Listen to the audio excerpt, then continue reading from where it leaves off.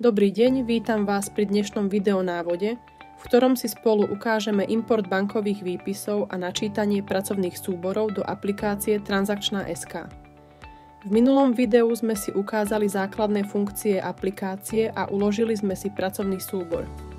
V tomto videu budeme pokračovať v spracovaní transakcií našej ukážkovej firmy ABC, preto si teraz načítame pracovný súbor z minula.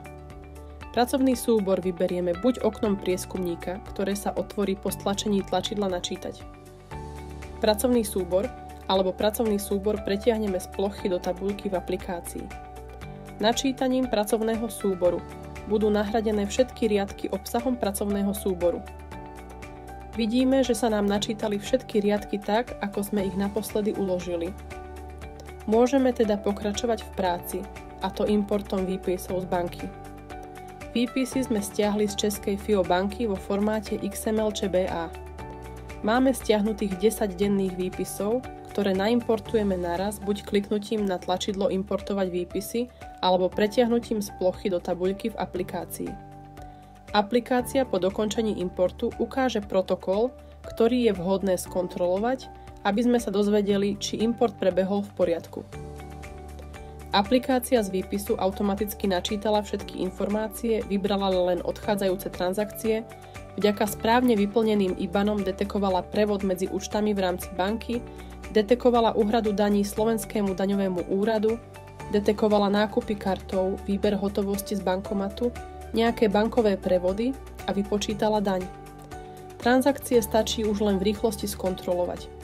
Takýmto spôsobom je možné importovať výpisy vo formáte XML, STA, ABO, známe tiež ako GPC, MT940 a vybrané CSV výpisy napríklad zo služieb ako Wise, Revolut alebo PayPal. Čo ak mám ale výpis, ktorý aplikácia zatiaľ nepodporuje?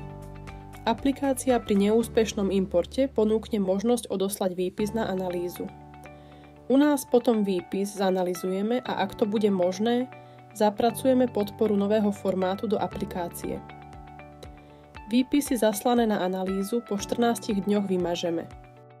Na záver si ešte kliknutím na zelené tlačidlo Vypočítať vyčíslime daň, aplikácia nám zobrazí hodnoty v prehľadnej tabuľke. V dolnej časti zvolíme typ daňovníka a stiahneme si XML súbor pre podanie v portále finančnej správy alebo v aplikácii e-dane, aby sme nemuseli hodnoty opisovať. Výpočet si prípadne môžeme vytlačiť.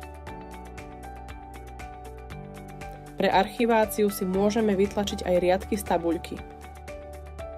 Ako posledný krok ešte odporúčame uloženie pracovného súboru, aby sme sa mohli k výpočtom v budúcnosti jednoducho vrátiť.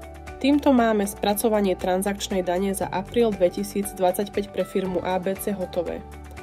V ďalšom videu si ukážeme, ako postupovať u firmy, ktorej boli preúčtované náklady.